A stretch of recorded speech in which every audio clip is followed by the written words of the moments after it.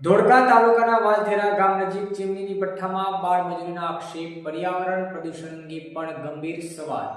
ધોળકા તાલુકાના વાલથેરા ગામના પાટિયા પાસે હાઈવે નજીક આવેલા ખેતરમાં હાલમાં એક ચીમનીની ભઠ્ઠી ધમધમતી હોવાની માહિતી સામે આવી છે।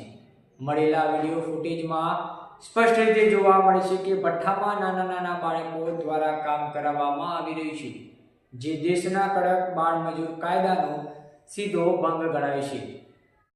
વિડીયોમાં ચીમનીમાં સતત ધુમાડો નીકળતો જોવા મળે છે, જેના કારણે આસપાસના વિસ્તારમાં હવાનું ભારે પ્રદૂષણ ફેલાઈ રહ્યું હોવાના આક્ષેપો સ્થાનિક દ્વારા કરવામાં આવી રહ્યા છે। આ ભઠ્ઠા માલિક પાસે ગુજરાત પ્રદૂષણ નિયંત્રણ બોર્ડ જીપીસીબીની જરૂર પરમિશન છે કે નહીં તે અંગે પણ સવાલો ઊભા થયા છે।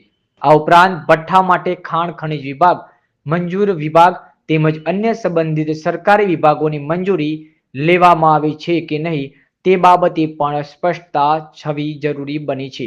જો કોઈ મંજૂરી વિના ભઠ્ઠો ચલાવવામાં આવી રહ્યો હોય તો તે ગંભીર ગુનો બને છે।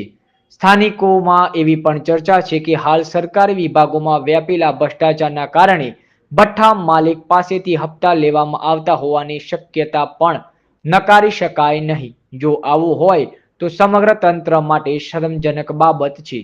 વાલથેરા ગામ પાટિયા પાસે હાઈવે પર આવેલા આ ભઠ્ઠા જાહેર સ્થળે હોવા છતાં ત્યાં કામ કરતા બાળમજૂરો કોઈ અધિકારીને દેખાતા નથી। શું એ સવાલો હવે લોકો ઉઠાવી રહ્યા છે। હવે જોવાનું રહ્યું કે શ્રમ વિભાગ, પ્રદૂષણ નિયંત્રણ બોર્ડ, ખાણ ખનિજ વિભાગ અને સ્થાનિક વહીવટી તંત્ર આ ગંભીર બાબતે તપાસ કરી સત્ય બહાર લાવે છે કે પછી આ મુદ્દો પણ ફાઇલોમાં દબાઈ જશે।